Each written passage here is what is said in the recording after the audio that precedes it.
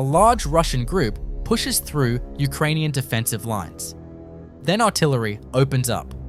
The group scatters in every direction. FPV drones move in immediately. Most run. One soldier decides to stay completely still, betting that the drone won't notice him if he doesn't move. The drone notices him. It closes in fast. The stillness he counted on doesn't change what happens next. The survivors find a warehouse and group together inside, the worst possible decision. Instead of scattering, they gather in the same space. A drone carrying a heavy payload enters the building and detonates. Nobody comes out of the rubble. Scanning through the ruins, a Russian soldier spotted. His response? Grab the nearest bucket and throw it at the drone. Whatever he was hoping that would do, the drone doesn't share the plan. It connects anyway. Running in circles, trying to stay ahead of the drone closing in. Every time it lines up for a strike, he cuts a different direction, and it keeps adjusting. The chase doesn't last long. There's no maneuver that creates enough distance. The drone connects. Asleep under a tree in his underwear, a drone connects directly and doesn't detonate. One of the luckier moments on this front, for now.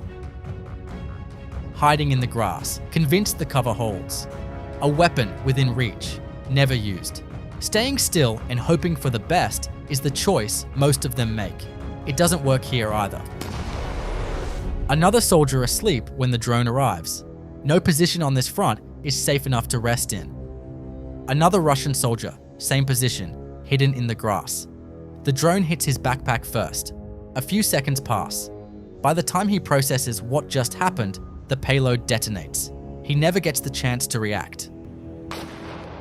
An armored personnel carrier pushing forward at speed, soldiers on top, firing in every direction, trying to keep drones back. The crew manages to offload the infantry at a nearby abandoned building before attempting to withdraw. The drone operators don't let it leave that easily. Strike after strike lands on the return route. The vehicle absorbs hit after hit, keeps moving for a while, then finally stops. Even with suppressing fire, even with speed, even with armor, none of it was enough to break through the drone coverage holding this route. One of the strangest moments on this front, a Russian soldier walking alone in open ground in southern Donetsk, completely calm. A reconnaissance drone above, an FPV already closing in. He keeps walking, doesn't turn around, doesn't flinch. The drone is close enough that he can't possibly not hear it. Whether it's a tactic, shock, or something else entirely, he just keeps moving forward. The drone connects hard. He never looked back once. Fast, far-reaching, relentless, precise. Ukraine's Phoenix border unit, working one of the hottest sectors in Donetsk. Russian forces keep attempting to push through Ukrainian defensive lines. Unarmored vehicles, doing the work that armored ones can no longer sustain. Every attempt ends the same way. The advance stops, the vehicle burns, and the next one in line faces the same problem. An AGS-17 automatic grenade launcher. A weapon capable of firing 400 rounds per minute, used to suppress infantry and light vehicles at ranges up to 1,700 meters. One of the more dangerous systems Russian forces deploy against Ukrainian ground troops. Found, targeted, and taken out by drone before it gets the chance to do what it was positioned here to do. A Russian soldier in the open, completely exposed, talking on a radio. The reconnaissance drone is right above him. An FPV is already closing in. He sees it and keeps talking. No attempt to move, no attempt to take cover. Whatever he's saying into that radio, it's the last transmission he makes. The drone reaches him mid-conversation. One of the most dangerous sectors on this front. A Russian soldier asleep under a tree. Ammunition stacked beside him, most likely left to guard the weapons. Completely unaware, completely still. A drone tracks every moment. This time, there's no FPV closing in from the side. A munition drops directly from above. He never wakes up to process what's happening. The bomb reaches him before any of it registers. Summer heat changes the calculus on this front.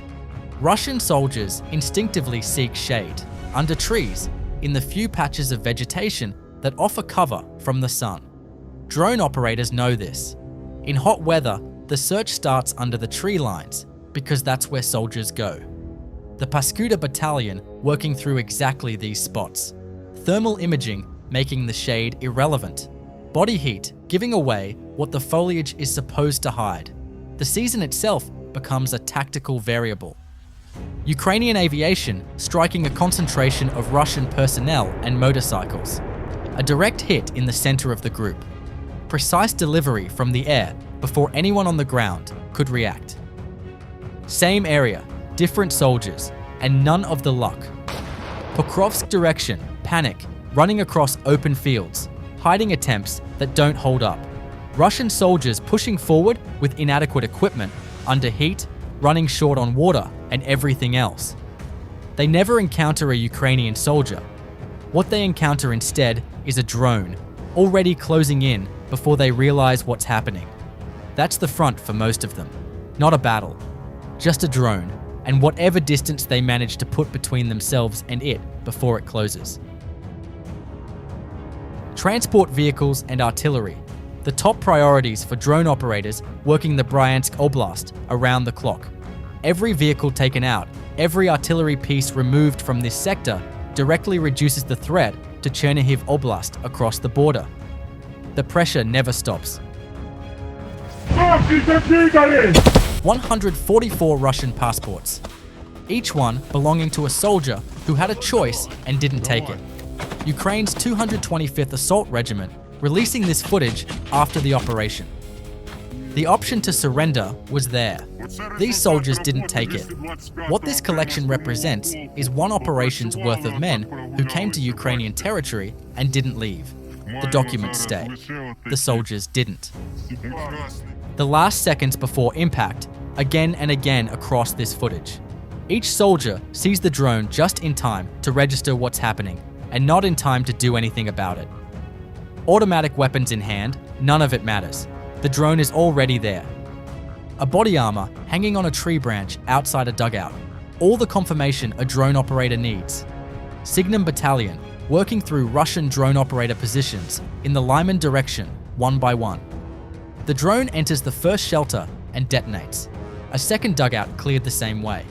A third, near a strong point, hit fast. The last one burns through the night, lighting up the forest. 4 positions, 1 shift. Cars, trucks, any vehicle moving supplies through this sector found and struck one after another. What this footage shows is the cumulative effect of that pressure. Logistics is what keeps an army functioning.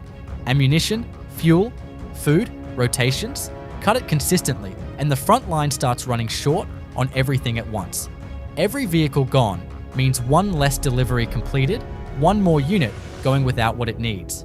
The same process running day after day, quietly grinding down Russia's ability to sustain what it has in the field. Belgorod, central Russia, a Ukrainian drone descends onto a Russian air defense system on a city avenue. The moment of impact triggers a massive secondary explosion, solid fuel missiles igniting. An air defense system in the heart of a Russian city gone.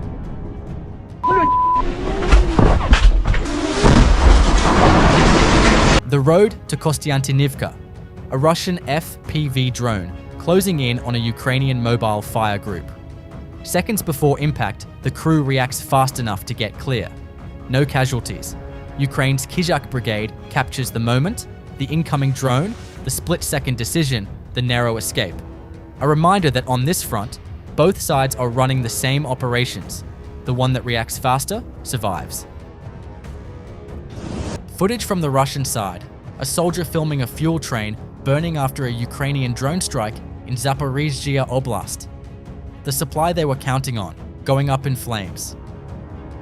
A Ukrainian Chaklun-KM FPV interceptor takes down a Russian Forpost-R UAV at 4,300 meters over Kursk Oblast.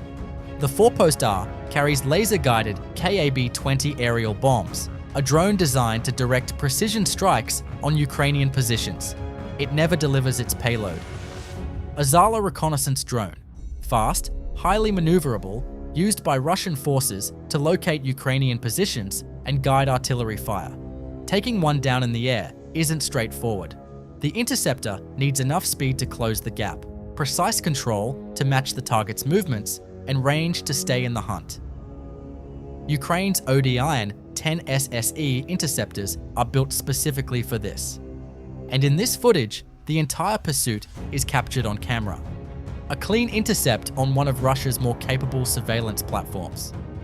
Day 1615.